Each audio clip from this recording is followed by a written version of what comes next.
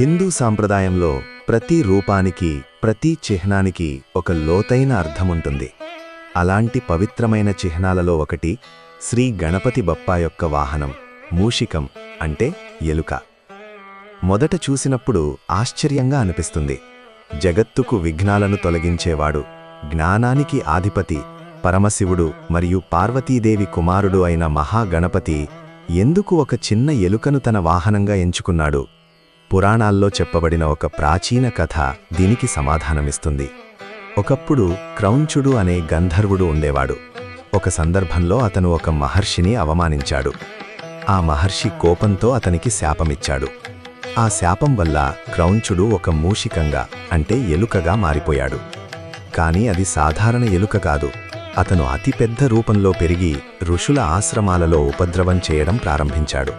యజ్ఞాలలో ఉపయోగించే సామగ్రిని, ధాన్యాన్ని, పవిత్ర గ్రంథాలను నాశనం చేయసాగాడు. అప్పుడు ఆ ఋషులు శ్రీ గణపతిని ప్రార్థించారు. భక్తుల ప్రార్థనకు వెంటనే స్పందించిన గణపతి బప్ప అక్కడ ప్రత్యక్షమయ్యారు. తన దివ్య శక్తితో ఆ మహామూషికాన్ని అదుపులోకి తెచ్చారు. గణపతి మహిమను గ్రహించిన ఆ మూషికం తన తప్పును ఒప్పుకుని క్షమాపణ కోరింది. విఘ్నేశ్వరుడు కరుణామయుడు. ఆయన అతనిని క్షమించి తన సేవలో ఉండే అవకాశమిచ్చాడు.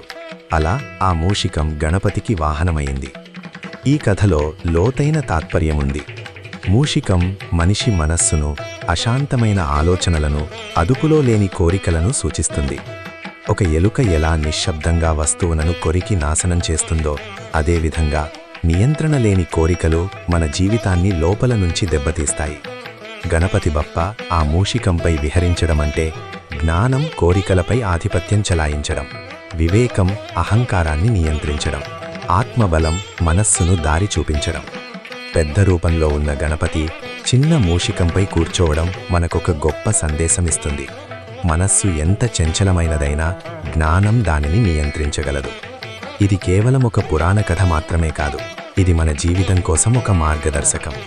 మనలోని గణపతిని మేల్కొల్పితే మనలోని మూషికం మన సేవకుడిగా మారుతుంది.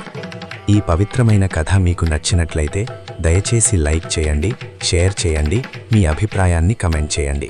ఇంకా ఇలాంటి భక్తి కథల కోసం సబ్స్క్రైబ్ చేయడం మర్చిపోవద్దు. గణపతి బప్పా మోరియా.